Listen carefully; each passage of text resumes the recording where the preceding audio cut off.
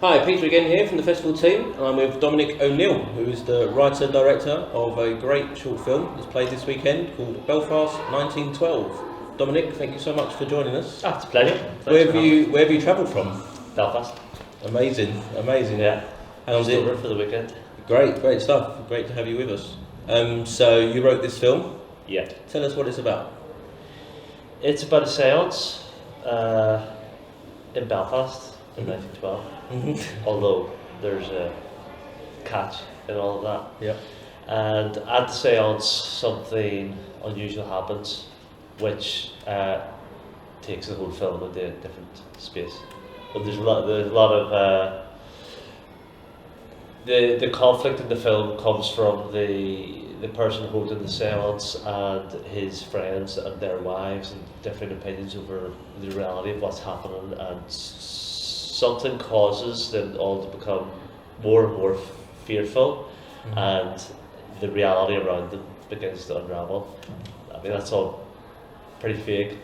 Yeah. But it's hard to describe what's Don't want to about give too much without away. saying what it's about. Yeah, You know? amazing.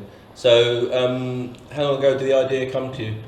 It grew out of a feature film that I've written, Okay. which I'm hoping to make this year, hopefully, called Haunted Ulster Live. And that film is set in the 90s. Belfast 1912 began as the backstory to the ghost story in that film, if you know what I mean. Yeah. Because I wanted to make a short because I haven't made a film.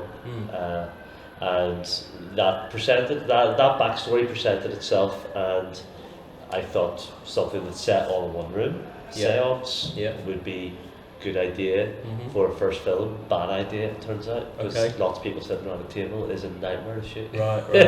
But we did it in the end. We got it, and I think we did a good job of all of that technical side of things.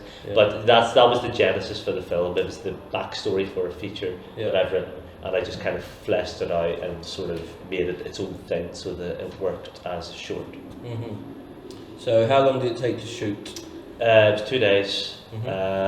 Pre-production started in January 2021. We shot it on a weekend in March 2021. Post-production took a few months, you know. Because me and a producer, Will McConnell, we were both learning along the way. You know. We had a great cinematographer, George Barnes, and fantastic crew, great people working in Belfast, in film and TV. So it was a big learning process for us. And then it hit festivals in September last year. Okay. How many festivals has it done so far? 11. Okay. 11 so far, which Plan I'm to do really more? happy with. So hopefully, I suppose it's got a good few months left. I'm hoping that it will do some more, but I'm very, very happy with how it's done so far. You know? Yeah, there's a lot of good crew and stuff in Belfast at the moment, isn't there? It's a real hub for that kind of filmmaking. Definitely. A lot of great short films and feature films come out of Belfast at the minute as well. Yeah, a lot of festivals in Ireland, of course. But Belfast 1912 played yesterday in a Mayo International Arts Festival, Mayo International Film Festival, which is a new international film festival in Ireland. So yeah, it's great. It's obviously seeing it in a cinema with an audience. Yeah. Which is only the second time that I've done that. Wow. It's what it's all about. Yeah. That's part of the fun. Proud moment for you. Yeah. Especially the first time director, right? I mean, Yeah. You must take extra pride in that. Yeah, I take honestly, I really appreciate the whole team effort involved. You know, the cast in the film were brilliant, and they're all working actors, and we kind of, because it's a period film, that obviously means that you have to get a lot of things right, because costume has to be right, hair and makeup has to be right, set design. There's a lot to that, and I'm just so delighted that every department and the cast were at a high enough level that I feel like it works. It feels authentic, To me anyway. It's the film I wanted to make, put it that way. Okay. Now, whether or not that's a good film is not for me to decide, but I'm happy that it's the original vision is what is up there on the screen. Glad to hear that, because a lot of people have to compromise. And there were compromises, but sure. What were some of the things you had to compromise? Obviously, you're within a limited budget. It's an independent film. Yeah. What are things that maybe you would have liked more money? What would you have done differently? You would do another day. Yeah. I suppose. Yeah. But you're asking a lot. You're asking a lot of the crew to work for the bare minimum when they would normally be out probably earning more. Right. So asking for another day probably isn't really an option because you only have a weekend. Really, people are back to work. That's a good question. What would you do if you have more money? Probably waste it. Because you need to know your limitations. You have to work within them. Sure. Because you know how it is. Everybody has to turn up prepared, and to have a cast of 9, which I think is quite a lot, and quite a rigorous shoot schedule to get all the coverage we needed. Everybody has to be on it. They have to be given the same performance every take, every angle. And money can't really buy that. That's just having quality cast. We haven't talked about locations yet, have we? Where did you shoot it? So we shot it in my wife's grandmother's house, which has wood paneling, which I can give the end of the film. It turns out that it's on the Titanic. Can't really talk about this when I talk about that. It transpires that we're on the Titanic. And my wife's grandmother's house has wood paneling which looks kind of authentically Edwardian. Believe it or not, the house is from the 1890s, and there once lived a Titanic survivor in that house. Oh wow! A guy called Albert George Irvine, who was an electrician on the Titanic. The house is in Belfast, so Belfast. And we found this out just before we started filming, which is a massive coincidence. And we got a real kick out of that. I love that. Once people found out that backstory to the house, like it gave everything a sort of even more authentic. Real. And then I was like hanging around in that house with a Ouija board sitting on the table for hours on my own, sort of. Give me a few sleepless nights. So what was your single greatest challenge, would you say?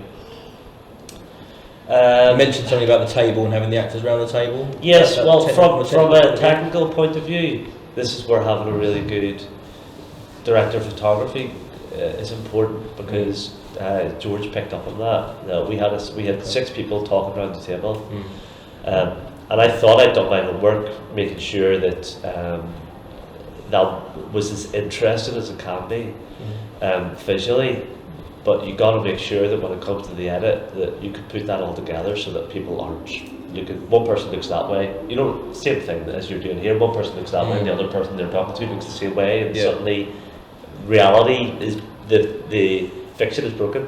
So we had to put a lot of work into that, so that from a technical perspective, something like that. Practicality wise, COVID, because this was March 2021, getting costumes was very, very difficult. Right. Because a lot of places just weren't.